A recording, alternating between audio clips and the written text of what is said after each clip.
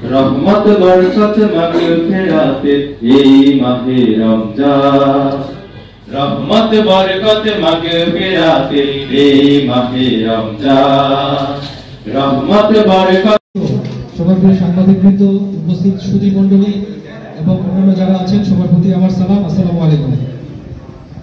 আসলে সাংবাদিকদের এই যে একটি চমৎকার আয়োজন এটির জন্য শুরুতে আমি তাদেরকে ধন্যবাদ জানাই যারা সাহস করে এরকম একটি ইফতার মাহফিলের আয়োজন করেছে রায়পুরার সুধী সমাজকে কেন্দ্র করে এবং সাংবাদিক সুশীল সমাজকে দাওয়াত দিয়ে তারা এটি একটা সুন্দর একটা সমাবেশের আয়োজন করেছে। এই জন্য আমি তাদেরকে ধন্যবাদ জানাই।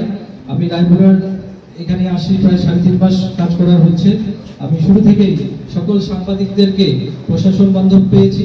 তারা সবসময় আমি দেখেছি তাদের চিন্তা চেতনায় মননে সবসময় রায়পুরার কিভাবে উন্নয়ন করা যায়, রায়পুরার কোনায় কোনায় কি ধরনের দুঃখ দুর্দশা আছে তাদের লেখনীর মাঝে আমি সেটি প্রতিফলিত দেখতে পাই।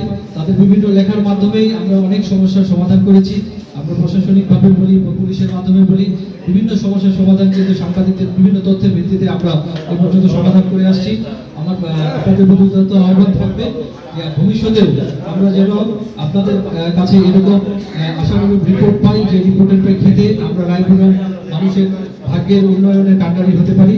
আমার উপজেলা প্রশাসন থেকে যে কোনো পরিস্থিতিতে আপনাদের সাহায্যের হাত অবারিত থাকবে। আমাদের এখানে আমাদের নেতৃবৃন্দ উপস্থিত হয়েছেন, আপনারা সবাই উপস্থিত হয়েছেন, সবার প্রতি কৃতজ্ঞতা জানাচ্ছি। পরিশেষে এরকম বলি যে গণপ্রজাতন্ত্রী বাংলাদেশ সরকারের সংবিধানে 39 নম্বর অনুচ্ছেদে আছে ফ্রিডম অফ স্পিচ, অর্থাৎ চিন্তা ও বিবেকের স্বাধীনতা এবং বাক স্বাধীনতা।